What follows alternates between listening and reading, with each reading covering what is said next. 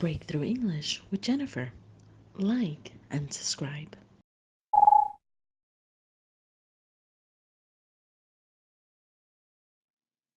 Hi guys, welcome back. It's Jennifer from Breakthrough English.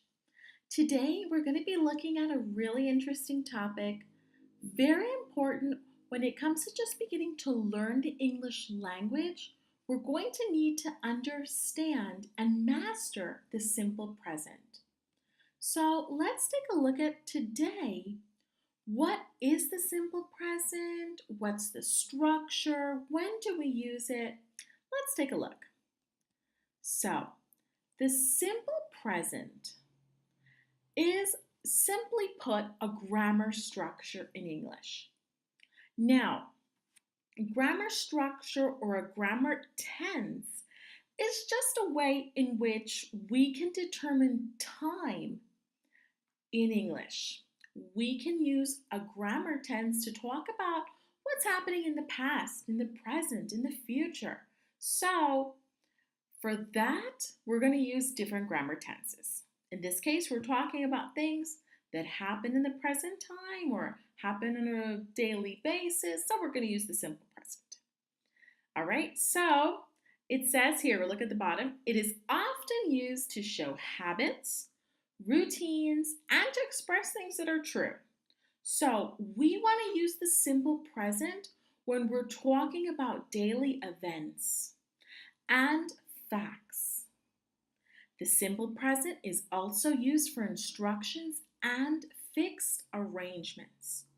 So, when you've ever been in an exam, you're taking a test, and your professor tells you, write your name, read the instructions, answer all the questions, those are instructions.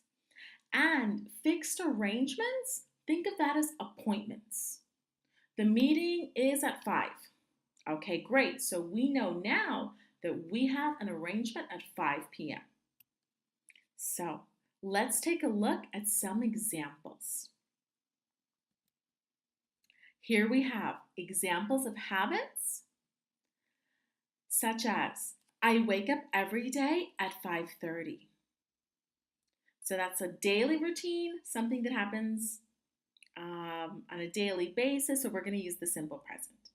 He only eats chicken. And she drinks tea for breakfast. Notice something interesting here? When I made the sentence, I wake up every day at 5:30, notice that wake does not have an S. I wake up. He eats chicken. She drinks tea. For he, subject tea. Subject she, and it, our verb is going to need an S. If I say, I wake up every day at 5:30, you wake up every day at 5:30. We wake up or they wake up. Notice we don't add an S. So that's just a little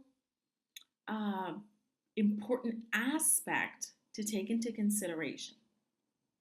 Now, let's take a look at things that are general truths, things that are facts and they're hard to negate. The earth revolves around the sun. Why did I say revolves and not revolve? Because our subject, which is at the beginning of the sentence, my subject here is the earth, which is it. It revolves. Remember, he, she, it, our verb needs an S. So, it revolves around the sun. Babies. Babies cry. Anybody who has a baby knows this. Okay? So, they cry. They cry. Babies is in plural. So, that's why our verb cry does not have an S. If I said, the baby Samantha, she cries. Or baby Thomas cries a lot. That's different. He cries. She cries. but this is plural, they cry. And water freezes at 0 degrees Celsius or 32 degrees Fahrenheit, whichever one. Water freezes, it freezes. Okay, that's why we're using an S there. It freezes. Okay, let's take a look at instructions. Here we have instructions and close the window. Take the number 6 train to the city. Boil the water and add the spaghetti. So those are all commands. And what about our fixed arrangements? Our vacation begins on July 1st. Okay, it begins. His mother, she arrives tomorrow morning. That's a fixed arrangement. We know when she's going to be here. And the meeting is at 9 a.m. So we know we have an appointment. Thank you guys so much for your attention. Like and subscribe. Tell me a sentence that you created using the simple present. Please write it in the comments below so that I can take a look and give you feedback. Thank you so much. Breakthrough English with Jennifer. I'll see you in the next one. Bye.